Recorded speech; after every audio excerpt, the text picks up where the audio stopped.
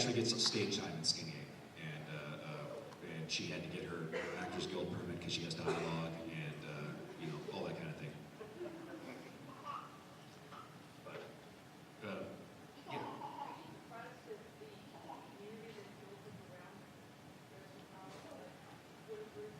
Am I surprised at the community that's built up around Dresden Files? And, you know, I was for a long time. At this point, I'm just not surprised by things anymore. I mean, I just sort of shake my head.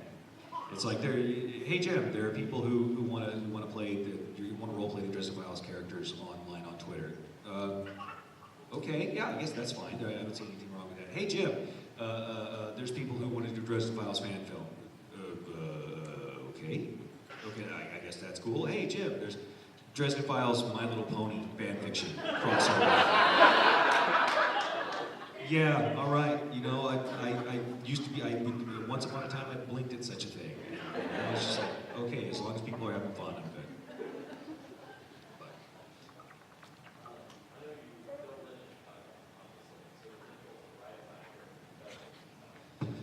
Is it difficult to write about a character who doesn't live in Chicago, who lives in Chicago when I don't live there? It was for a long time, because I started writing the first book in 1995, and that was before the internet was really terribly internet-y.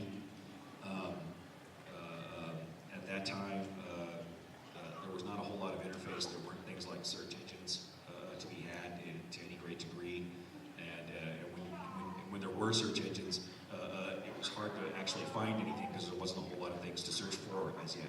And then it exploded around 97, 98, 99.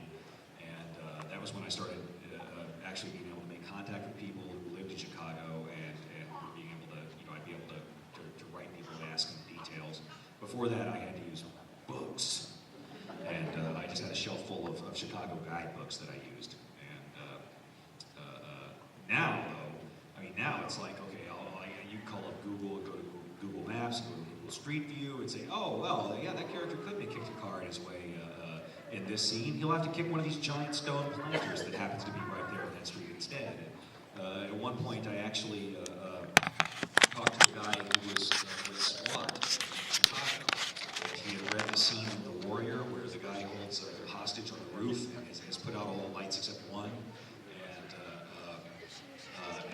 And the cop came up to me and said, I need to know who you talked to about this, because tactically speaking, that was well done, and we like to keep track of people who know how to set up the scene.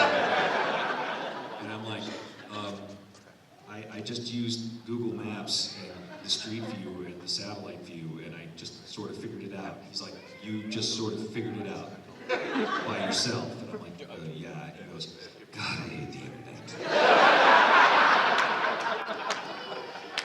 So it's not nearly as hard as it used to be, and I've actually gotten to go to Chicago now, which I couldn't afford when I was writing the books. But so that's also handy. And if you ever do go to Chicago, you can actually go see the real Sue at the Field Museum. She's right there. If you go to the aquarium and you happen to ask the guide as they're taking you through the big glass windows that look in there, what would happen if the window broke? Like if somebody shot it out with a gun or something, they don't like that. They don't like that at all.